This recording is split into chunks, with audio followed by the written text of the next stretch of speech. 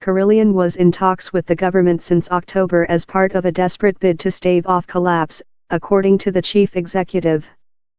Keith Cochrane says the construction giant was left with just £29 million in cash by the time it went bust on Monday.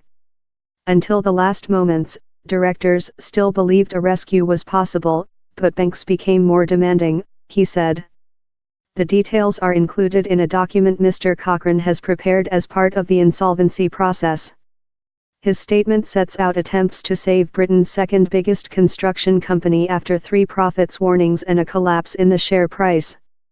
Efforts to sell off parts of the business failed and Carillion's banks became more demanding, only agreeing fresh funding under tight new conditions that the company was unable to meet, the statement discloses.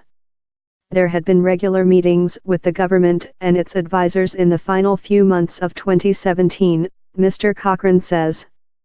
But on December 31 a formal request was made for support from the government. Even as late as last weekend, directors believed that a constructive dialogue was underway with banks and the government about providing short-term funding. Directors wanted the government to guarantee more funding for 4 months while Carillion continued its restructuring, and be allowed to defer tax payments. Both requests were refused, according to Mr. Cochrane. But his document adds that certain of the group's lenders took unilateral action which in the company's view undermined the group's efforts to conserve cash. He singles out Royal Bank of Scotland, RBS, as one of the banks that wanted to impose tough new lending conditions. Running out of cash, and owing more than £1 to its banks, Carillion declared itself insolvent on Monday. Rather than attempt an orderly administration of Carillion in the hope of salvaging something from the business, the official receiver was appointed to liquidate the business. Accountants EY and PwC both rejected requests to become administrators because there was no money left to keep the company ticking over, Mr. Cochrane says. RBS said in a statement to the Newsbay that it had provided considerable support and forbearance to Carillion over many months. The judgment of the bank was that the restructuring plan put forward by the company was not viable and therefore we took the difficult decision not to extend further funding and increase our exposure to the business. We need to balance the interests of all our stakeholders when taking these decisions, and on that basis, we regrettably were not in a position to continue to put further funds into the business. Meanwhile, Treasury Minister Liz Truss told the Commons on Tuesday that it would be completely wrong for a public company that got itself in this state to be bailed out by the state.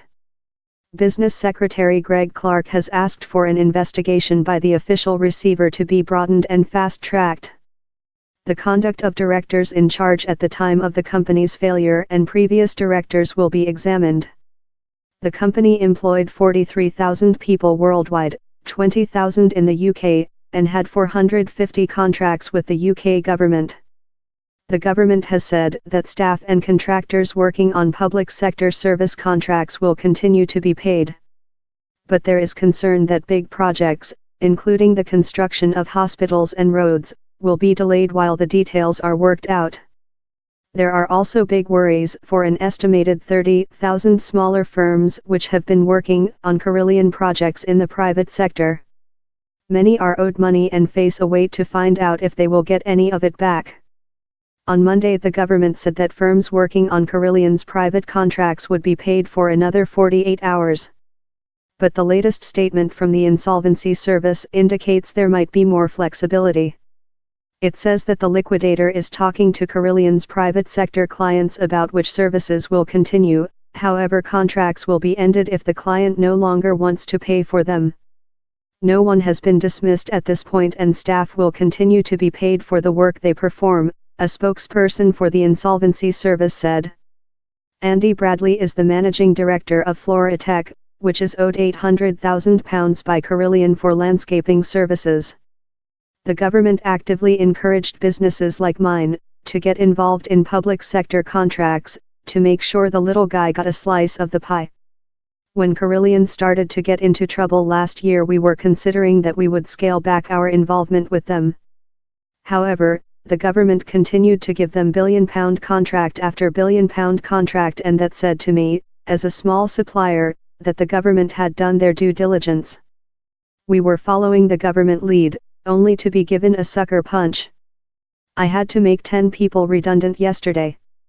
That's 10 people with mortgages, car loans, all that stuff. It's an absolute disgrace. Carillion was hit by cost overruns on big projects, problems with contracts in the Middle East and a large deficit in the company pension scheme. Chief Executive Richard Howson stepped down in July last year after a profit warning. There has been much criticism over the size of Mr. Howson's pay award in 2016 which, including bonuses, totaled about £. Finance Director Richard Adam, who retired in December 2016 after 9 years at Carillion, received almost £. In salary and bonuses in 2016. As well as the conduct of directors, the role of Carillion's auditor KPMG will be examined by the Financial Reporting Council. It is important we quickly get the full picture of the events which caused Carillion to enter liquidation, said Mr. Clark in a statement.